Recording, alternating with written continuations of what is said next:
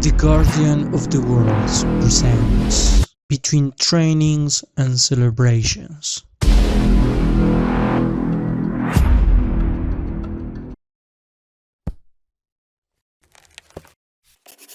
My dearest journal, it has been almost a month since I arrived at the Grand Sea, and my days have been consumed by rigorous training and little else.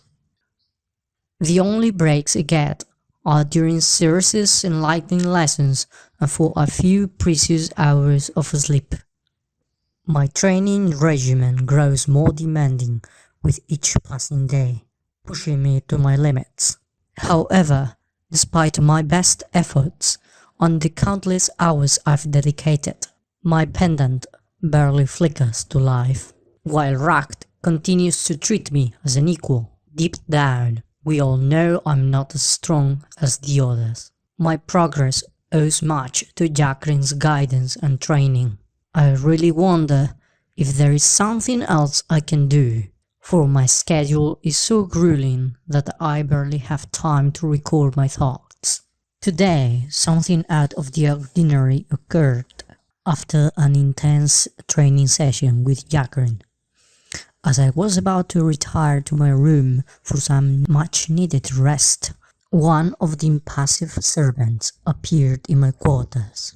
Once he came in, he asked me to get ready for an event that was about to take place. After freshening up and donning one of the monotonous outfits from my limited wardrobe, comprised solely of the dull white garments and the albino shoes provided upon my arrival, I made my way to a vast and extravagantly adorned room that I have never seen before. As directed by the palace staff, I took place at a wooden table positioned in the center of the room, adorned with an array of delectable delicacies. Unlike the mundane meals we were typically served, these dishes were truly exquisite, fit for the gods themselves. The aroma and flavors evoked memories of the feasts I shared with my family and loved ones back in Baldis. Yet my appetite waned as I recalled the anguish of my final day with them. Aren't you going to eat that, young man?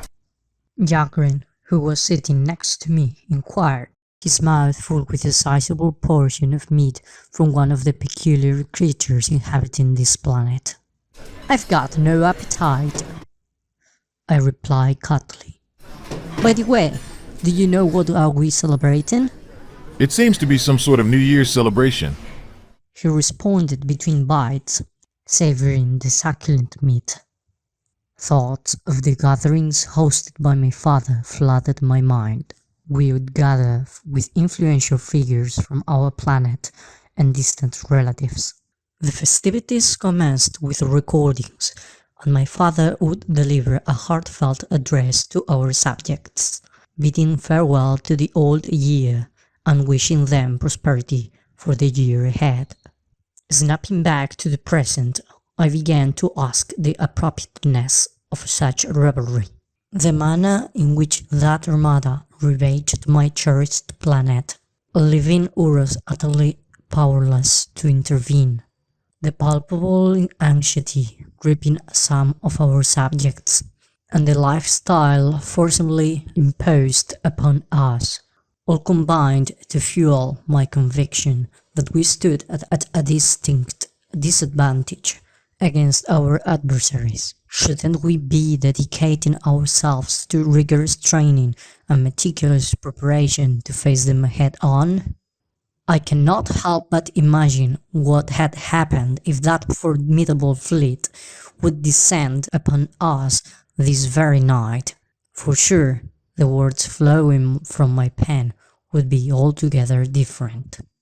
As if sensing my apprehension, Urus rose to his feet, requesting the attention of all present as he prepared to deliver an uplifting speech. His words resonated deeply within me, stirring emotions that had long been suppressed. With our glasses filled with a bitter greenish liquid, we raised a toast to his inspiring words. Soon after, the celebration came to a close. While everyone remained in high spirits, I seized the opportunity to retreat to my room, yearning for some rest. Like this, tomorrow I will have the opportunity to keep training, which until this moment is which holds any significance in my life. There can be no room for joy or happiness until I uncover the truth behind my parents' death.